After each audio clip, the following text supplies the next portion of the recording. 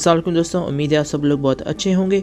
दोस्तों आज हम बात करेंगे और सीखेंगे कि जब कभी कोई टफ़ क्वेश्चंस पूछे जाएं हमसे तो हमें किस तरह जवाब देना है।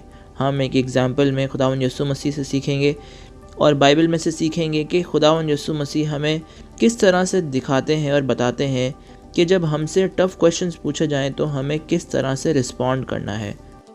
तो दोस्तों गौर से सोचिएगा, कोई सवाल अगर खुदा से करेगा तो उसको क्या जवाब मिलेगा, तो उस हिसाब से उतने कैलिबर की बात खुदावंद यीशु मसीह के मुंह से जब निकलेगी तो वो कितनी कोई अजीम बात होनी चाहिए। तो आज हम यही पढ़ेंगे और मैं चाहूँगा कि आप सब मैथ्यू चैप्टर 22 वर्स 20 से लेकर 30 तक ज़रूर पढ़ें ताकि आपको बहुत कुछ सीखने को भी मिले। और मैं चाहूँगा दोस्तों कि सिर्फ 5 मिनट का टाइम निकाल कर आप बाइबल खोल के ये चैप्टर ज़रूर पढ़िएगा और ज़रूर कमेंट बॉक्स में बताइएगा कि आपने इस चैप्टर में क्या सीखा। यही सवाल एक क्रिश्चियन ने जाकिर नाइक से पूछा, तो जाकिर नाइक ने क्या जवाब दिया, चल के सुनते हैं। मैं पी दालिया राव फ्रॉम एपी आंध्र प्रदेश। अच्छा, मेरा सवाल है, एक लड़की का शादी एक लड़का से हुआ, उन लोग 5 भाई आए लेकिन बड़ा भाई से शादी हुआ। अच्छा, वो मर गया, सेकंड वाला को शादी किया, वो भी मर गया, तीसरा को शादी किया, वो भी मर गया, लास्टली सबको शादी किया, लड़की भी मर गया। वो लोग मरने के बाद में किसकी बीवी है?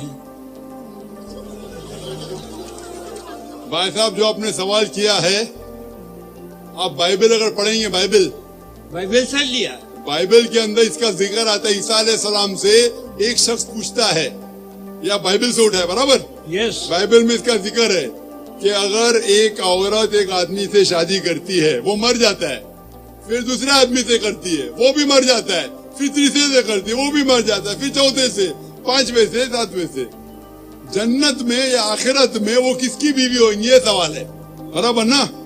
हाँ, इसका जवाब ईसा अलैहिस्सलाम बाइबल में कहते, they shall not die any more, वो फिर से और नहीं मरेंगे।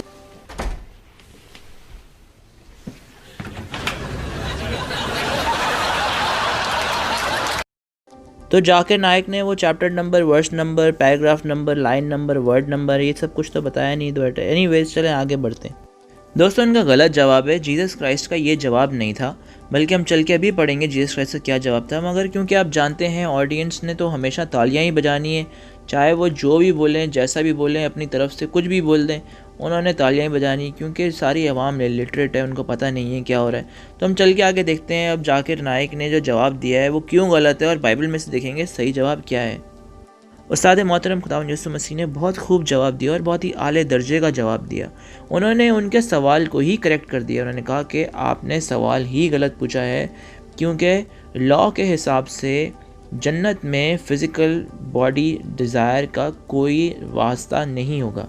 मगर दोस्तों कन्फ्यूजन ये पैदा होती है कि इस्लाम की जन्नत और मसीहत की जन्नत में ज़मीन आसमान का फ़र्क है। मसीहत की जन्नत में हमें स्पिरिचुअलिटी मिलती है और इस्लाम की जन्नत में हमें फिजिकल सेटिस्फैक्शन मिलती है। अगर यकीन ना आए तो चल के देखते हैं। तो वहाँ ऐसा सब मामला नहीं रहेगा कि किसकी बीवी रहेंगी, पहले सब लोग जन्नत में जाएंगे, क्या पता? आप समझेंगे नहीं? सब लोग जन्नत में जाएंगे, क्या पता? सब लोग भी नेक रहेंगे, दैट्स अ डिफरेंट सिचुएशन। जरूरी नहीं कि वो औरत हर एक की बीवी रहेंगी, लेकिन अगर सब लोग नेक है तो कुरान मजीद में कहा गया है हर एक को हूर मिलेंगी। हूर मतलब a beautiful girl, so all will be satisfied. मगर ये तो सवाल था ही नहीं। तो दोस्तों आप देख सकते हैं जाकिर नाइक को जब जवाब नहीं मिला तो उन्होंने सारी प्रॉब्लम हूर के ऊपर ख़त्म कर दी। उन्होंने कहा कोई मसला ही नहीं है, वहाँ तो हूर होगी और हर किसी को हूरें मिलेंगी, तो मसला ही ख़त्म हो गया। अब चाहे वो जिसकी भी बीवी हो, हमें इससे क्या लेना देना, हमें तो हूर मिल जाएगी, सब सेटिस्फाई हो जाएंगे और सारी कन्फ्यूजन ही ख़त्म।